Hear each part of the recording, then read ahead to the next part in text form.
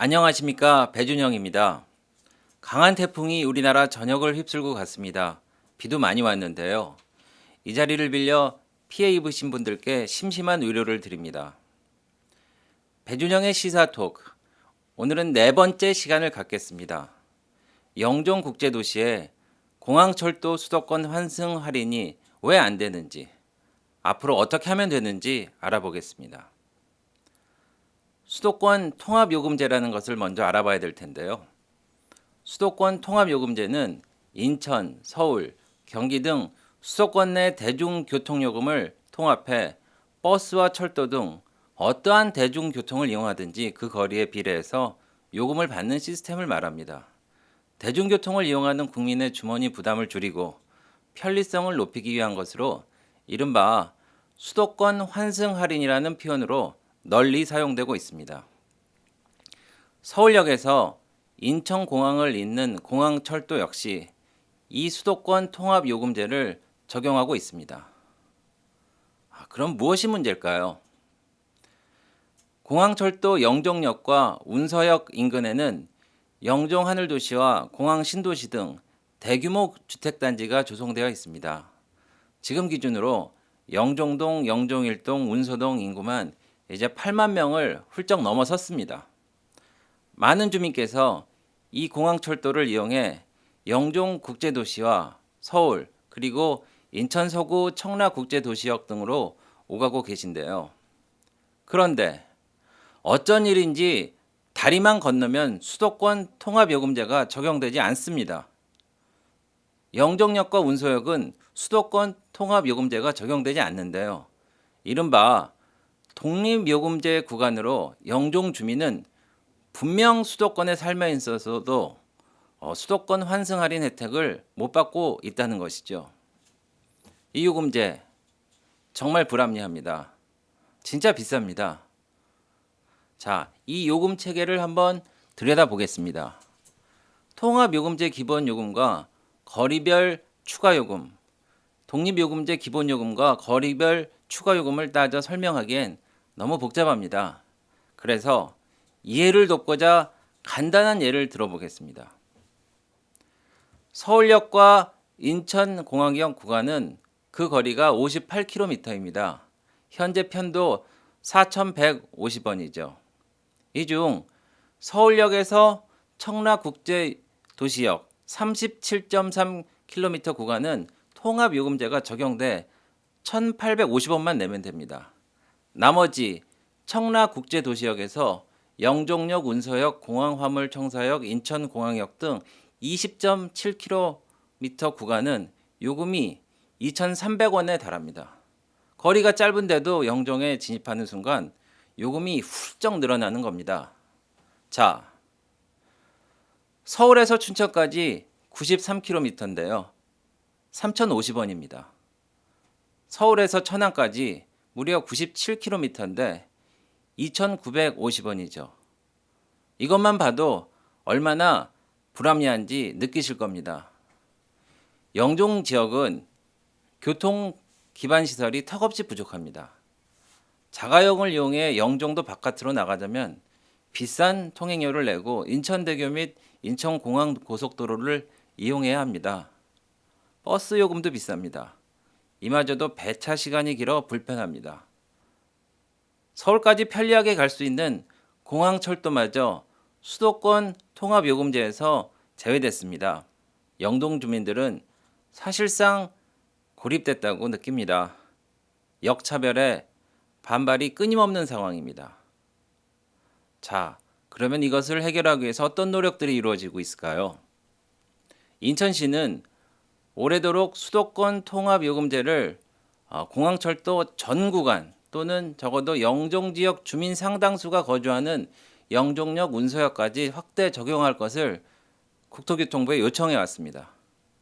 그런데 그럴 때마다 국토부에서 돌아오는 대답은 공항철도를 운영하는 민간 사업 시행자와 체결한 최소 운임 수입 보장, 이른바 MRG 부담이 늘어나기 때문에 수용할 수 없다 였습니다. 수도권 통합요금제를 현재보다 확대하자면 공항철도를 운영하는 민간 사업 시행자의 운임이 줄어들어서 그만큼 국가에서 보전해야 되는데 그럴 수 없다는 거죠. 저 역시 주민 서면 운동을 벌이고 국토부 앞에서 피켓 시위도 해보고 했는데도 대답은 항상 똑같습니다. 이 MRG가 어찌 보면 국토부의 유일한 핑계였다고 할까요? 그런데 상황이 달라졌습니다. 2015년 6월 국토부는 코레일이 가지고 있던 공항철도 지분 88%를 국민은행, 기업은행 컨소시엄에 매각하면서 기존 MRG 방식 사업 구조를 폐지하고 SCS 비용 보전 방식으로 전환하는 변경 협약을 체결한 거죠. 이 협약의 핵심은 예전에는 손실 부분이 있으면은 그것을 다 메꾸고 수입까지 보장을 해주는데 이제는 적정하게 표준하게 된 비용만 인정한다는 것입니다. 결국 연간 2,700억 가량이 국비 지원 부담에서 줄어든다고 발표를 했습니다. 당시 언론 등을 통해 대대적으로 알렸죠. 유일한 핑계거리였던 MRG 문제가 해소된 것입니다. 그럼 이젠 달라졌을까요? 달라진 게 없습니다. 1년가량 또 그렇게 세월이 지납니다.